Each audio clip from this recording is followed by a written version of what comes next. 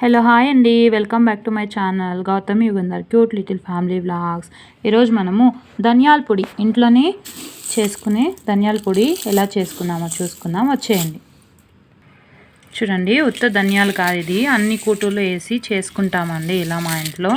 First దీంట్లోకి ఏమేమి add చేసుకున్నామో చూద్దాం, వచ్చేయండి. ఫస్ట్ చూడండి, కందిపప్పు అండి. టీ గ్లాస్లో ఒక 3/4 గ్లాస్ అంతా కందిపప్పు తీసుకోవాలండి.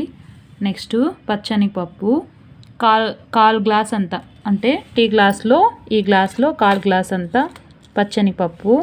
ఇంకా సేమ్ అండి, మినపప్పు ఒక 1/4 గ్లాస్ అంతా తీసుకోవాలి.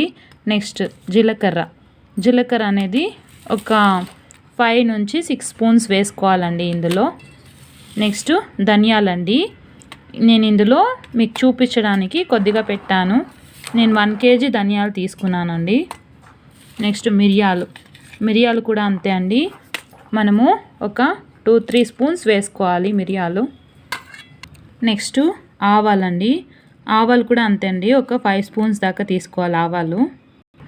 నెక్స్ట్ బియ్యం అండి, బియ్యము నేను ఇలా ఒక 1/4 kg అంతా తీసుకున్నానండి. 1/4 kg ఒక గ్లాస్ నిండుగా తీసుకున్నాను. సో ఇవన్నిటిని మనము ఇప్పుడు దోరగా వేయించేసుకోవాలండి, ఇవన్నిటిని కూడా వేసుకొని. నెక్స్ట్ ఇందులోకి ఇంకా కొన్ని ఐటమ్స్ ఉన్నాయి, ఇప్పుడు చెప్తాను. చూడండి, కరివేపాకు, నేనైతే ఎండిన కరివేపాకు తీసుకుంటున్నాను. మీరు పచ్చిది కూడా తీసుకొని వేయించుకోవచ్చండి బాగా. నేనైతే ఒక 7-8 రెమ్మలు తీసుకున్నాను కరివేపాకు. నెక్స్ట్ మెంతాలండి, మెంతాలు కూడా చాలా ఇంపార్టెంట్ ఈ ధనియాల పొడికి, చాలా టేస్ట్ని ఇస్తుంది. సో ఈ మెంతాలు ఎన్ని తీసుకోవాలంటే ఒక 5 స్పూన్స్, ఈ స్పూన్లో నేను 5 స్పూన్స్ తీసుకున్నానండి. ఇవి కూడా బాగా వేయించుకోవాలి.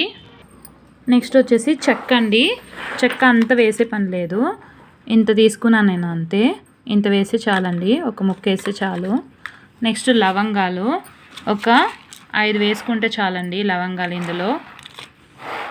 నెక్స్ట్ వచ్చేసి మసూర్ దాల్ అండి, కందిపప్పుతో పాటు దీన్ని కూడా నేను యాడ్ చేస్తున్నాను. ఇవి కూడా చాలా మనకి హెల్త్కి మంచిది కాబట్టి ఇది నేను ఒక 4 నుంచి 5 స్పూన్స్ తీసుకుంటున్నాను. దీన్ని కూడా ఇందులోనే వేయించుకోవాలి. సో చూడండి, ధనియాలు ఇలా వేయించుకోవాలి బాగా.